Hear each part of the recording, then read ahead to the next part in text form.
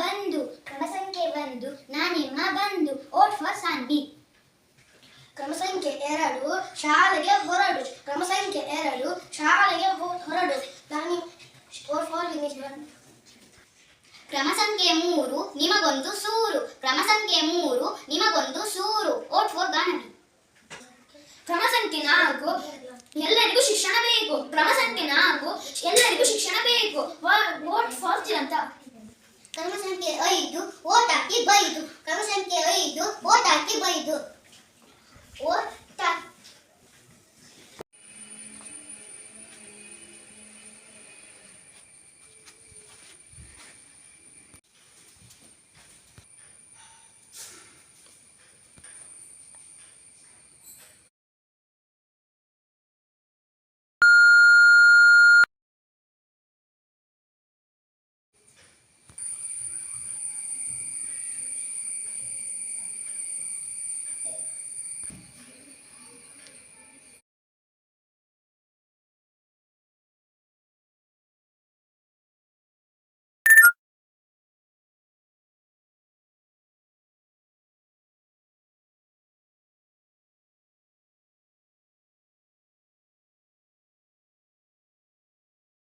ಶಾಲಾ ಸಂಸತ್ತು ಚುನಾವಣೆ 2025-26ರ ಮತದಾನ ಪ್ರಕ್ರಿಯೆ ಇದೀಗ ತಾನೇ ಮುಗಿದಿದ್ದು, ಈಗ ಫಲಿತಾಂಶವನ್ನು ಘೋಷಿಸುವ ಸಮಯ.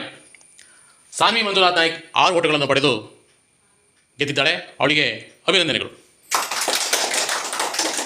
ಹಾಗೆಯೇ ವಿಘ್ನೇಶ್ವರ ಮಹಾಬಲೇಶ್ವರ ನಾಯ್ಕ 7 ಓಟುಗಳನ್ನು ಪಡೆದು ಗೆದ್ದು ಈ ಶಾಲೆಯ ಮುಖ್ಯಮಂತ್ರಿ ಆಗಿರ್ತಾನೆ, ಅಭಿನಂದನೆಗಳು.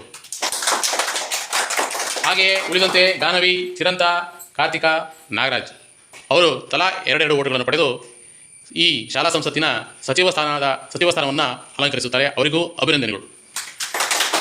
ಹಾಗೆ ಈ 2025-26ರ ಶಾಲಾ ಸಂಸತ್ತು ಚುನಾವಣೆಯಲ್ಲಿ ಅತಿ ಹೆಚ್ಚು ಮತವನ್ನು ಪಡೆದು, ಅಂದರೆ 7 ಮತವನ್ನು ಪಡೆದು ಶಾಲಾ ಮುಖ್ಯಮಂತ್ರಿ ಆಗಿರ್ತಕ್ಕಂತಹ ವಿಘ್ನೇಶ್ವರಿಗೆ ಮತ್ತೊಮ್ಮೆ ಅಭಿನಂದನೆಗಳು. ಸಾನ್ವಿ ಮಂಜುನಾಥ್ ನಾಯ್ಕ ಅವರು ಉಪಮುಖ್ಯಮಂತ್ರಿಯಾಗಿ ಆಯ್ಕೆಯಾಗಿರ್ತಾರೆ, ಅವರಿಗೂ ಸಹ ಅಭಿನಂದನೆಗಳು.